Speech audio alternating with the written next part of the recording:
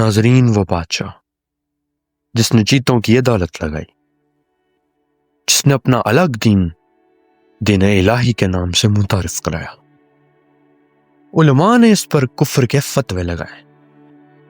اس کے دربار کے نو مشہور رتن کون سے تھے؟ یہ کہانی ہے جلال الدین محمد اکبر کی، اور آپ دیکھ رہے ہیں انفو وائر آفیشل۔ ناظرین، تمام سوالات کے جواب آپ کو آج کی اس ویڈیو میں ملیں گے، تو ویڈیو کی طرف آگے بڑھنے سے پہلے یہ آپ سے گزارش ہے کہ ویڈیو کو اینڈ تک لازمی دیکھیے گا، اور ویڈیو پسند آئے تو ویڈیو کو لائک کرنا مت بھولیے گا۔ ناظرین، جلال الدین اکبر نہ صرف ایک جنگجو تھا بلکہ ایک فلسفی اور مصور بھی تھا۔ وہ مغلیہ سلطنت کا وہ حکمران تھا جس نے ہندوستان کی تقدیر بدل دی۔ صرف 14 سال کی عمر میں تخت نشین ہونے والے اکبر نے اپنی دور اندیشی اور حکمت عملی سے ایک وسیع اور متحد سلطنت کی بنیاد رکھی۔ دوستو، اکبر 1542 میں پیدا ہوئے۔ وہ بابر کے پوتے اور ہمایوں کے بیٹے تھے۔ ہمایوں کو شیر شاہ سوری نے دہلی سے بے دخل کر دیا تھا، لیکن شیر شاہ کی موت کے 10 سال بعد ہمایوں ایران کے شاہ کی فوجی مدد سے 1555 میں دہلی واپس آئے۔ اس وقت اکبر کی عمر صرف 13 سال تھی، اور ہمایوں نے انہیں پنجاب کا گورنر مقرر کیا۔ ہمایوں کی 1 سال بعد موت ہو گئی، اور ان کے گورنروں نے ملک کو آپس میں تقسیم کر لیا۔ ہیمو نامی ایک ہندو وزیر نے دہلی پر دعویٰ کیا۔ 1556 میں دوسری جنگ پانی پت میں ہیمو کو شکست دے کر اکبر نے شمالی ہندوستان پر اپنا اقتدار مضبوط کیا۔ اکبر کے وزیر اعظم بیرم خان نے ان کی حکمرانی کو مستحکم کیا، لیکن اکبر ایک خود سر نوجوان تھے۔ 1560 میں جب اکبر 18 سال کے ہوئے، انہوں نے بیرم خان کو عمرہ پر بھیج دیا۔ بیرم خان افغانستان سے سفر کے دوران ہی قتل ہو گئے۔ اکبر کی حکمرانی فوجی مہمات سے بھری ہوئی تھی۔ انہوں نے مغلیہ سلطنت کو شمالی اور وسطی ہندوستان کے وسیع علاقوں تک پھیلا دیا۔ اس طرح انہوں نے ایک متحد اور طاقتور سلطنت کی بنیاد رکھی۔ انہوں نے راجستھان کے ہندو راجپوت حکمرانوں کو اپنی سلطنت میں شامل ہونے کی اجازت دی، بشرط یہ کہ وہ انہیں بادشاہ تسلیم کریں، باقاعدہ خراج دیں، فوجی مدد فراہم کریں اور شادیوں کے اتحاد پر راضی ہوں۔ جہاں انہوں نے مزاحمت کی، وہاں اکبر نے قتل عام سے بھی گریز نہیں کیا۔ 1562 میں اکبر نے ایک راجپوت شہزادی سے شادی کی پیشکش قبول کی۔ راجپوت نواب مغل حکومت میں شامل ہونے لگے اور جنرل اور گورنر جیسے اعلیٰ عہدوں تک پہنچے۔ دوستو، 1573 سے 1576 کے درمیان اکبر نے گجرات اور بنگال کو اپنی سلطنت میں شامل کیا۔ اکبر اعظم کی شادیوں کی تعداد تاریخی طور پر متنازع ہے، لیکن ریکارڈز کے مطابق ان کی 300 سے زیادہ بیویاں تھیں۔ ان میں سے سب سے مشہور راجپوت شہزادی جودھا بائی تھی۔ اکبر صرف ایک فاتح نہیں تھے، بلکہ ایک دور اندیش متنظم بھی تھے۔ انہوں نے منصبدار نظام متعارف کروایا، جو ایک منفرد فوجی اور انتظامی درجہ بندی کا نظام تھا۔ ان کے وزیر خزانہ راجہ ٹوڈرمل نے محصولات کے نظام کو انقلابی تبدیلیوں سے ہمکنار کیا، جس سے معیشت مستحکم ہوئی۔ لیکن اکبر کی سب سے بڑی کامیابیاں ان کی انتظامی اصلاحات تھی، جنہوں نے مغلیہ سلطنت کی بنیاد رکھی۔ رسمی تعلیم سے زیادہ جسمانی کارکردگی میں دلچسپی رکھنے والے اکبر پوری زندگی ان پڑھ رہے، لیکن انہوں نے علم اور دانش کے تمام معاملات میں ایک گہری دلچسپی لی۔ ان کے بیٹے جہانگیر نے لکھا کہ وہ ہر مذہب اور عقیدے کے علماء کے ساتھ رہتے تھے، اور علماء اور دانشوروں کے ساتھ مسلسل رابطے سے انہیں اتنا کچھ معلوم ہو گیا کہ کوئی بھی انہیں ان پڑھ نہیں سمجھ سکتا تھا۔ اکبر نے ریاست اور مذہب کو الگ کیا اور حکومتی عہدوں کو تمام مذاہب کے لوگوں کے لیے کھول دیا۔ ناظرین، انہوں نے غیر مسلموں پر جزیہ ٹیکس ختم کیا اور جنگی قیدیوں کو زبردستی مسلمان بنانے کے عمل کو بھی بند کر دیا۔ انہوں نے مسلم علماء کی میٹنگز کو اسلام، ہندو مت، پارسی اور عیسائی علماء کے درمیان کھلے مباحثوں میں تبدیل کر دیا۔ دوستو، اکبر اعظم کے دور میں مغلیہ سلطنت کا انتظام انتہائی منظم اور مؤثر تھا۔ سلطنت کو ایک مرکزی نظام کے ذریعے چلایا جاتا تھا جس کی بنیاد 4 اہم وزارتوں پر تھی جنہیں وہ خود مقرر اور برطرف کرتے تھے: وزیر اعظم، وزیر خزانہ، میر بخشی فوجی انتظامیہ اور فوجیوں اور عہدیداروں کی تنخواہوں کی ادائیگی کی ذمہ داری سنبھالتا تھا۔ صدر الصدور عدلیہ اور مذہبی امور کا سربراہ ہوتا تھا۔ یہ وزارتیں حکومت کے اہم پہلوؤں کو سنبھالتی تھیں، استحکام کو یقینی بناتی تھی اور سلطنت کے ہموار کام کرنے میں مدد دیتی تھی۔ دوستو، سلطنت بھر میں خبر رساں کا ایک نظام تھا جو بادشاہ کو تمام ترقیات سے آگاہ کرتا تھا۔ 15 صوبوں کے انتظام کے لیے ایک نئی درجہ بندی کا نظام متعارف کرایا گیا۔ درجہ داروں کو ان کی خدمات کے دوران ریاستی زمینیں دی جاتی تھی جہاں سے وہ ٹیکس وصول کر کے اپنا گزارا کرتے تھے۔ ٹیکس کے منصفانہ نظام کو ڈیزائن کرنے کے لیے بہت کوششیں کی گئیں۔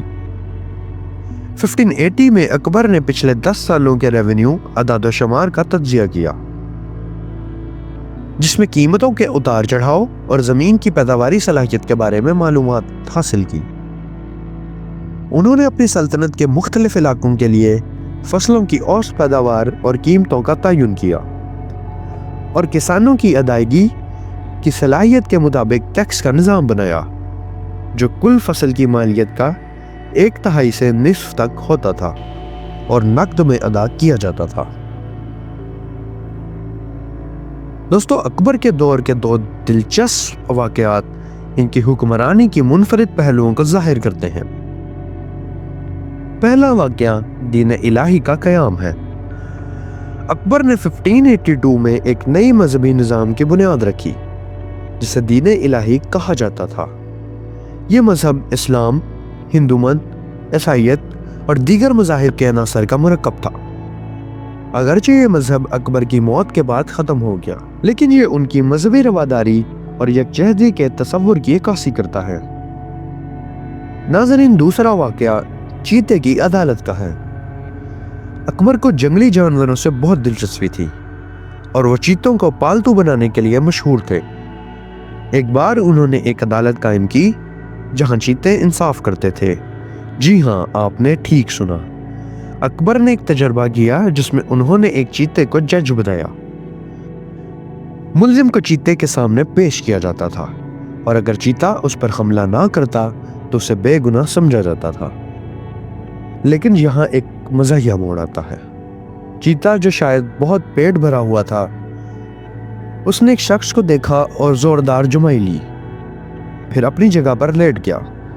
دربار میں موجود سب لوگ حیران رہ گئے اور اکبر نے بھی مسکراتے ہوئے کہا، لگتا ہے چیتے کو آج انصاف کرنے کا دل نہیں ہے۔ یہ واقعہ اکبر کی غیر معمولی شخصیت اور ان کے منفرد انداز حکمرانی کو ظاہر کرتا ہے۔ اگرچہ یہ واقعہ تاریخی طور پر ثابت نہیں ہے، لیکن یہ اکبر کی غیر معمولی شخصیت اور ان کے انوکھے تجربات کی عکاسی کرتا ہے۔ دوستو، کہا جاتا ہے کہ اکبر کو یہ تجربہ کرنے کا خیال اس لیے آیا کیونکہ وہ جانوروں کے رویے کو انصاف کا معیار سمجھتے تھے۔ ہو سکتا ہے کہ یہ صرف ایک کہانی ہو، لیکن یہ اکبر کے دور کی دلچسپ اور رنگا رنگ تحریک کا حصہ ہے۔ ناظرین، اکبر کے دربار میں 9 رتن موجود تھے جو مختلف شعبوں میں ممتاز تھے۔ بیربل اپنی ذہانت اور حکمت کے لیے مشہور تھے اور اکبر کے قریبی ساتھی تھے۔ تانسین، موسیقی کے شہنشاہ، نے ہندوستانی کلاسیکی موسیقی کو نئی بلندیوں تک پہنچا دیا۔ ابو الفضل مورخ نے اکبر نامہ لکھ کر تاریخ کو محفوظ کیا۔ یہ لوگ مغلیہ سلطنت کی ثقافتی اور علمی میراث کے معمار تھے۔ فیضی اکبر کے دربار کے شاعر تھے اور فارسی زبان کے عظیم شاعروں میں شمار ہوتے ہیں۔ انہوں نے فارسی میں شاعری کی اور اکبر کے بیٹے جہانگیر کے استاد بھی تھے۔ دوستو، راجہ ٹوڈرمل اکبر کے وزیر خزانہ تھے اور انہوں نے مغلیہ سلطنت کے محصولات کے نظام کو انقلابی تبدیلیوں سے ہمکنار کیا۔ راجہ مان سنگھ اکبر کے فوجی جنرل تھے اور انہوں نے کئی اہم جنگی مہمات میں کامیابی حاصل کی۔ وہ راجپوت تھے اور اکبر کے ساتھ ان کے مضبوط تعلقات نے مغلیہ سلطنت کو مستحکم بنانے میں مدد کی۔ عبد الرحیم خان خانہ ایک مشہور شاعر تھے اور انہوں نے ہندی اور فارسی دونوں زبانوں میں شاعری کی۔ وہ اکبر کے دربار کے اہم وزیر بھی تھے اور ان کی شاعری آج بھی مقبول ہے۔ فقیر ضیاء الدین اکبر کے روحانی مشیر تھے اور ان کی رائے کو انتہائی اہمیت دی جاتی تھی۔ وہ اکبر کے اندرونی حلقے کا حصہ تھے۔ دوستو، ملا دو پیازہ اکبر کے دربار کے مزاحیہ کردار تھے اور انہیں بیربل کا مقابل سمجھا جاتا تھا۔